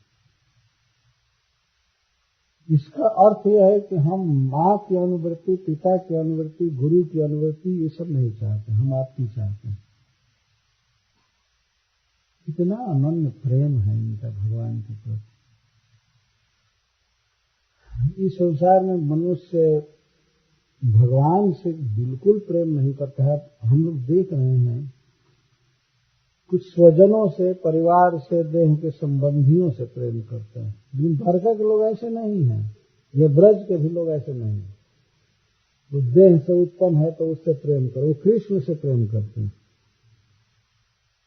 इस विषय में ब्रज लीला में एक बहुत ही सुंदर प्रसंग आया है जिसमें ब्रह्मा जी बछड़ों को और गोप बालकों को चुरा लिए तो भगवान स्वयं ही गोप बालक बन गए और बछड़ा बन गए और अपने से अपने को लेकर के ब्रज में जाते थे, वन में रहते थे, रोज साल भर लीला चली। तो हुआ क्या कि पहले जो ब्रजवासी कृष्ण से प्रेम करते थे, अपने अपने बच्चों से नहीं करते थे, कृष्ण से करते थे, और गौएं कृष्ण से प्रेम करती थी, अपने बच्चों से नहीं। लेकिन जब श्री कृष्ण स्वयं ही बछड़ा बन गए थे और गोप बालक, तो उन ब्रजवासियों का और गौओं का अपने अपने बच्चों के प्रति, अपने अपने बच्चों से प्रेम बढ़ गया। जितना प्रेम कृष्ण से था उतना ही प्रेम अब अपने बछड़े से हो गया। गौएं रात दिन चाटना चाहते थे, पिला दूध पिलाना चाहती थी, और गोप अपने बच्चों को गोद में लेना चाहते थे। माताएं बहुत स्नेह से बच्चों की सेवा करने लगी। उनको पता नहीं था कि ये कृष्ण है, लेकिन वस्तु शक्ति तो होती है ना, सहज प्रेम हो गया। जितना कृष्ण से था उतना हो गया। तो श्री बलराम जी इस बात को देख करके चकित होने लगे कि ये कौन सी माया है कि लोग देह के संबंधियों में इतना अटैच्ड हो रहे हैं, इतनी आसक्ति क्यों हो रही है, कि क्या है, वो विचार करने लगे। तो स्वयं अपने निर्णय पर नहीं पहुंच पाए। भगवान की एक लीला, तो श्री कृष्ण से पूछे, कृष्ण यह बताओ कि ये ब्रजवासियों का प्रेम और गौओं का प्रेम अपने बच्चों में क्यों हो गया तुम्हारे जैसे। तब भगवान ने हंस करके कहा कि मैं ही तो इस रूप में हूँ, और वो सारा रहस्य बताया। तो बलराम जी चुपचाप रह गए, ये इस रहस्य को खोले नहीं। 5-6 दिन बाकी था 1 साल में, तो उस समय बलराम जी देखे। इस तरह से ये सांसारिक जीवन है कि देह के संबंधियों में प्रीति होती है। देह के संबंधियों में अथवा कोई सांसारिक सुविधा देता है तो उससे प्रेम होता है लोगों का, उससे आसक्ति बढ़ती है। कोई किसी को सहारा देता है, कुछ देता है, अथवा देह का सहज संबंध ही है, देह से संबंध, अथवा विवाह आदि का संबंध है, तो उससे व्यक्ति प्रेम करता है। लेकिन माया से पार होने का अर्थ यह है कि वो देह के संबंधियों से नहीं, या संसारिक सुविधा देने वालों से नहीं, वो वास्तव में कृष्ण से प्रेम करता है व्यक्ति। द्वारकावासी तो भगवान के नित्य परिकर हैं, उनमें माया का तो कोई प्रभाव का लेश का गंध भी नहीं है। तो वे लोग इस बात को कहते हैं एवं लगा करके, एवं अवधारणा में लगाया जाता है, बस बस आप ही माँ हैं, आप ही पिता हैं, आप ही सूर्य हैं, आप ही हैं, मतलब अनन्य भाव को व्यक्त कर रहे हैं। त्वमेव माता सुहृद पति पिता त्वम सद्गुरु नः परमं च दैवतम। आप ही सब कुछ, आप ही हितोपदेशता हैं, और आप ही हमारे सब कुछ, आप ही हमारे ईश्वर हैं, इष्टदेव हैं, सब कुछ। हम दूसरे को नहीं जानते हैं, बस आपकी सेवा का अवसर मिले इसी में हमारी धन्यता है, हमारे जीवन की कृतार्थता है। यह बात कह करके एक श्लोक वो लोग बोल रहे हैं, जो श्लोक ऐसा आचार्यों का मानना है किसी किसी का कि यह मूल पाठ में नहीं है, बाद में प्रचलित हुआ, अथवा हो सकता है मूल में। अच्छा, हाँ, इस श्लोक के बाद है वो। तो हम लोग आपके सेवा से ही कृतकृत्य होंगे, तो वही अपनी कृतकृत्यता बता रहे हैं कि जब हम आपको देखते हैं तो यही हमारे लिए सबसे बड़ा आनंद है। अहो सनाथा भवता स्म जद्वयम् त्रैविष्टपानामपि दूरदर्शनम् पश्येम रूपम् नितस्निग्ध निरीक्षणाननम् पश्येम रूपम् तव सर्वसौभगम्। हम सन्नाथ कब होते हैं, हम तब भाग्यशाली होते हैं जब हम आपके रूप को देखते हैं। अहो सनाथा भवता स्म जद्वयम्, हम इतने दिन तक अनाथ थे, मृतक की तरह थे, लेकिन आपका हंसता हुआ मुख देख करके आज हम जी गए, हम सनाथ हो गए। अहो सनाथा भवता स्म जद्वयम् त्रैविष्टपानामपि दूरदर्शनम्, आपका यह सुंदर रूप आपका दर्शन देवताओं के लिए भी दुर्लभ। त्रैविष्टक देवताओं को कहते हैं, जो तीनों लोकों में सबसे श्रेष्ठ पद पर रहते हैं, स्वर्ग में रहते हैं। देवता भी तरसते हैं भगवान का दर्शन करने के लिए। तो जो देवताओं का को दुर्लभ है, वह रूप जब हम लोग देखते हैं तब हम लोग सनात होते हैं। इसीलिए आपसे प्रार्थना है कि आप कभी भी हमारे आंखों से ओझल मत होइए, आप सदा हमारे साथ रहिए। कैसा मुख है, प्रेमस्मित स्निग्ध निरीक्षणाननम। आननम, आनंद का अर्थ मुख। आपका मुख कैसा है, प्रेमस्मित स्निग्ध निरीक्षण, जिसमें प्रेम और स्नेह से निरीक्षण है। भगवान का मुख तो ऐसे ही परम सुंदर है, लेकिन जब प्रेम से मुस्कुरा करके किसी को देखते हैं अपना जान करके, तो उस दृष्टि का आस्वादन द्वारकावासी किए हैं, तो उसको देखे बिना हम नहीं जी सकते। प्रतिदिन भगवान को देखने की लालसा होती है, दिन में 50 बार, सैकड़ों बार देखने की लालसा होती है। ऐसा नहीं कि सवेरे एक बार दर्शन कर लिए बस दिन भर हो गया। उस क्षण क्षण में देखने की लालसा होती है। राधा रानी एक बंगला पद में कहती हैं कि हम तो जन्म भर कृष्ण के रूप को देखती रही, लेकिन जब देखती हूँ तो ऐसा लगता है कि पहली बार देख रही हूँ, प्रथम बार देख रही हूँ, इतनी लालसा होती है। तो प्रेमस्मित स्निग्ध निरीक्षणानंद, प्रेम से मुस्कान और स्नेह से निरीक्षण उस मुख में है। मुस्कान और निरीक्षण दो से युक्त है आनंद भगवान का। भगवान श्री कृष्ण सदा प्रेम से मुस्कुराते रहते हैं और स्नेह से देखते।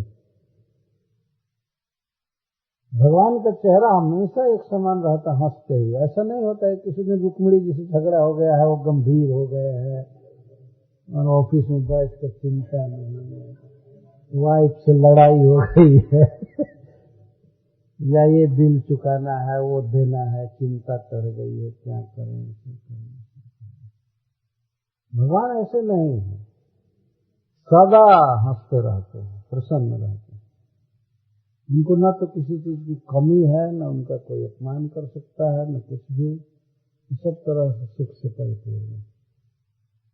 जब उनके मुख का वर्णन मिलता है तो वैसा ऐसा है, प्रेमस्मित निरीक्षण। ब्रज में गौएं चराते हैं तो नाचते हुए, खुशी से गाते हुए, बस यही कार्य। किसी दिन ऐसा नहीं हुआ कि शाम को लौटे हों और ये सोच रहे हों कि तो बहुत परेशान हो गए गाय चरा कर। वैसे प्रथम दिन जब गाय चराने गए थे तो माँ के स्नेह की वृद्धि के लिए वे कहते हैं, माँ मैं नहीं गाय चराने जाऊंगा। ये ग्वाल बाल सब आराम करते हैं और हमसे ही गाय घेरवाते हैं, परेशान कर डाले हमको, मैं कल नहीं जाऊंगा। इसलिए कहते थे कि माँ सोएगी सुख से। नहीं तो अगर ये जानते कृष्ण कल भी जाएगा तो चिंता में डूब जाती थी, कल भी जाएगा। तो शाम को कृष्ण कहते थे कि आप गाय चराने नहीं जाऊंगा, तुम्हारे गोद में रहूंगा, आराम से रहूंगा। तो माँ कहती थी ठीक। और सवेरा होने पर फिर वही बात मैं गाय चराने जाऊंगा, ये करूंगा, वो करूंगा, बंसी बट में खेलूंगा। गाय मुझसे लोग घिरवाते नहीं है, मैं तो आराम से केवल खेलता हूँ, मुझे छुट्टी दो, जाने दो, जाने दो। तो मैं छोड़ देती थी। बलराम जी को कहते थे कि देखते रहना, कहीं जमुना में स्नान न करे, कहीं खोह कंदरा आदि में झांकने न पावे, भालू बानर सिंह रहते हैं, सब बचा करके रखना, और इसे कभी गाय मत घेरवाना। ये केवल जा रहा है शौक से, इसको ले जाना और जल्दी आ जाना। रोज जिस समय पर गौएं आती है उससे बहुत पहले आ जाना और बांध करके देती थी भोजन, दही भात कई प्रकार के पकवान, और कहती थी घंटे घंटे खिलाते रहना।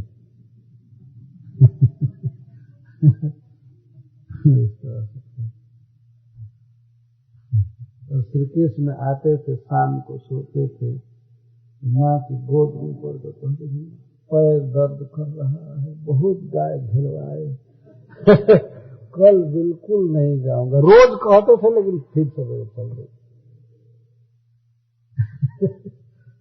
और माँ के लिए रोज फल तोड़ करके लाते थे।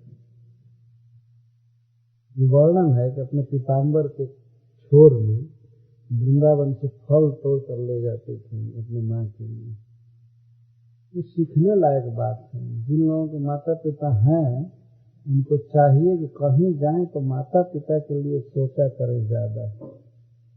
माँ को ये देना है, पिताजी को ये देना है, केवल अपनी रानी के लिए न सोचा करें इसको ये देना हो माता पिता के लिए ज्यादा सोचना चाहिए। भगवान रोज लाते थे फल। ये सूरदास जी ने गाया है अपने पद में। देते थे, माँ गदगद हो जाती थी कि मेरा बेटा मुझको इतना चाहता है, इतना स्नेह करता है। तो ये हमें बात बता रहा था कि इस प्रकार से भगवान का जो मुखमंडल है वो कहीं हो, यहाँ तक कि युद्ध में थे कुरुक्षेत्र में और घोड़ों के खुर से रज उड़ती थी, पसीना छूटता था, लेकिन उस समय भी उनका मुख इतना सुंदर लगता था, इतना सुंदर। भीष्म पितामह तो उसी मुख को देख देख करके शरीर त्यागने की इच्छा कर रहे हैं। मरते समय उसी की याद कर रहे हैं। भगवान कितना सुंदर लगते, अपने मित्र को विजय दिलाने के लिए व्यस्त हैं, एक संसारिक व्यक्ति की तरह काम कर रहे हैं। घोड़ा हाँकना, दाएं बाएं घोड़ा हाँकना, पसीना मुख पर है, उसके द्वारा अलकें हिलती हैं तो अलकों के द्वारा ही जो पसीना पोंछा जाता है। भगवान को फुर्सत नहीं है रथ हाँकने से कि कभी चाबुक रख करके और हाथ से पूछ ले। इतना व्यस्त जीवन है कुरुक्षेत्र में, अपने हाथ से पसीना पोंछने का अवसर ही नहीं। जब भगवान तो चाहते तो कर सकते थे, घोड़ों की लगाम छोड़ करके रुमाल से मुख पोंछ लें, इसके बाद फिर हाँके, नहीं। ये बहुत विकट स्थान है युद्ध, तो अलकें जो चालित होती थी उसी से मुख का पसीना पोंछा जाता था। और अलकों पर तुरग रज, घोड़ों की रज पड़ती थी। ब्रज में गोरज पड़ता था, कुरुक्षेत्र में तुरग रज। लेकिन चाहे वो ब्रज में हो, चाहे कुरुक्षेत्र में हो, चाहे द्वारका में हो, भगवान बहुत सुंदर है और आनंद में है, कभी दुख में नहीं। प्रेम स्मिता स्निग्ध निरीक्षणानंद पश्चिम रूपम तव सर्व सौभगम। तो हे प्रभु, जब हम आपके इस रूप को देख रहे हैं तब हम सनाथ होते हैं, यही हमारा सुख है। इसीलिए आप हमको हमेशा ये रूप दिखाते रहिए, आप कभी मत जाइए कहीं। कथम वयम नाथ चिरोसिते त्वयि प्रपन्न कृष्णा पापोपसन्नम से जीवेन ते सुंदर हास शोभितम पश्यमाना बदनम मनोहरम। एक पाठ भेद है, अलग श्लोक। आप जब विदेश चले जाते हैं, आप प्रदेश में चले जाते हैं, जैसे हस्तिनापुर या द्वारका, मथुरा आदि, तो हम कैसे जी सकते हैं? कथम जीवेन, जो जीने की बात छोड़ दीजिए, आगे वाले श्लोक में कहते हैं जर्यम्बुजाक्षा पशसारभो भवान कुरुन मधुन्वाथ सुहृद दृक्षया तत्राब्द कोटि प्रतिमः क्षणो भवेत् रविं बिनाक्षो रिवनास्तव अच्युत। हे अच्युत, जब आप अपने बंधुओं को देखने के लिए हस्तिनापुर या मथुरा चले जाते हैं, ब्रज में चले जाते हैं, तो उस समय हमारा एक एक क्षण कोटि वर्ष जैसा बीतता है। इससे सिद्ध होता है कि भगवान मथुरा जाते थे। यहीं पर भागवत में ये बात प्रकट हो रही है। कुरुन मधुन, कुरुन का तो साफ अर्थ है हस्तिनापुर के लोगों से मिलने के लिए जाते थे, और मधुन का अर्थ है मधुवंशियों से, मधु प्रदेश, मधुबन, ब्रज में जाते थे। यह संकेत मिलता है, क्योंकि द्वारकावासी कहते हैं कि जब सुहृद दृक्षया, जब अपने बंधुओं को देखने के लिए, युधिष्ठिर आदि को देखने के लिए हस्तिनापुर जाते हैं और नंद आदि को देखने के लिए मधुबन जाते हैं, उस समय अब्द कोटि प्रतिमा क्षण भवेत, हमारा क्षण भी कोटि कोटि वर्ष के समान हो जाता है आपको देखे बिना। आपके विरह में एक क्षण कोटि वर्ष जैसा लगता है, इतना दुख होता है, अब लगता है समय बीत ही नहीं रहा है, दुख छा जाता है। तो द्वारकावासियों का बस यही सुख है, कृष्ण को देखना, कृष्ण की सेवा करना, और कोई दूसरी चेतना नहीं है, दूसरी आकांक्षा नहीं। ये कहने का आशय है कि अब आप मत जाइए, प्राय आप अपससार का अर्थ है कि आप भाग जाते हैं। आप तो द्वारका में बहुत कम रहते हैं, उधर से अर्जुन आता है बस लेकर भाग जाता है आप वास्तव में ऐसे भगवान करते थे, बिना पहले नोटिस दिए बस कोई मित्र आया उसके साथ चल दिए। वृंदावन चले जाते थे अथवा कुरुक्षेत्र हस्तिनापुर जाते थे, इधर उधर चले जाते थे। जब आप चले जाते हैं तो आपको देखे बिना हमारा एक क्षण कोटि वर्ष जैसा दिखता है। हमारी वही दशा हो जाती है जैसे सूर्य के बिना आंखों की दशा हो जाती है। रविन बिनाक्षण नस्तवाचित है अच्युत, आपके बिना हम लोगों की दशा क्या होती है। हमारी आंखें इतनी दुखी हो जाती हैं जैसे सूर्य के बिना आंखें। यदि सूर्य न रहे तो आंखें रहते हुए भी कुछ भी नहीं देख पाती हैं, यदि लाइट न रहे तो कुछ भी नहीं देख सकती। तो सूर्य के बिना आंखों की जो दशा होती है देखे बिना, वही दशा हमारी हो जाती है। आप ही हमारे जीवन है, आप ही लाइट हैं, प्रकाश हैं, सब कुछ आप ही हैं। इसलिए आप हमारे नेत्रों से ओझल मत होइए, सदा हमारे साथ रहिए, यही हमारी प्रार्थना है। भगवान से और कुछ नहीं मांग रहे हैं कि हमको यह दीजिए वह दीजिए, बस आप हमारे साथ रहिए, द्वारका में रहिए। आपके बिना हम जी नहीं सकते, और वास्तव में भगवान के परिकर भगवान के बिना उसी तरह नहीं जी सकते हैं जैसे जलचर जीव को, मछली को पानी से बाहर कर दिया जाए तो नहीं जी सकते। हम लोग तो ऐसे भी जी रहे हैं, जी क्या रहे हैं, खुश हैं ये संसार में देख ही रहे हैं, कोई स्पोर्ट्स में लगा हुआ खेल कर रहा है, कोई कुछ कर रहा है, कोई कुछ कर रहा है, इसमें मस्त है। लेकिन भगवान के जो नित्य परिकर हैं, भगवान के बिना एक क्षण भी नहीं जी सकते। इति चोदिता वाचः प्रजानां भक्तवत्सलः श्रृण्वानोनुग्रहं दृष्ट्वा द्वितन्वन्त्राविशत्पुरीं। इस प्रकार अपने प्रजा के इस तरह के स्नेहमय वचनों को सुन करके भगवान बड़ा आदर किए। श्रृण्वाना, सुन रहे थे ध्यान से। श्रृण्वाना शब्द का यहाँ अर्थ है भगवान बड़े प्रेम से उनकी बातों को सुन रहे थे। ऐसा नहीं कि कोई कुछ कहे और ध्यान ही न दिया जाए, सब पर भगवान देख रहे थे, उनके वचन को स्वीकार करे।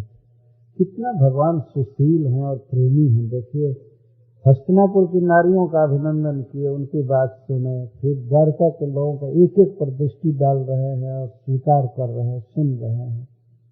सुनवाना, एक एक की बात को सुन रहे हैं, और इस प्रकार से सबको प्रसन्न करते हुए द्वारका में प्रवेश किए, प्रायविशतपुरी। तो भगवान द्वारका में प्रवेश कर रहे हैं, तो कौन कौन लोग उनका स्वागत करने आए हैं और किस तरह वे द्वारका में चल रहे हैं, यह कथा तथा किस प्रकार वे अपने माता पिता से पहले मिले, अपनी माँ से मिले, और इसके बाद अपनी पत्नियों से अपने घर में वे सुख से रहने लगेंगे, यही कथा है।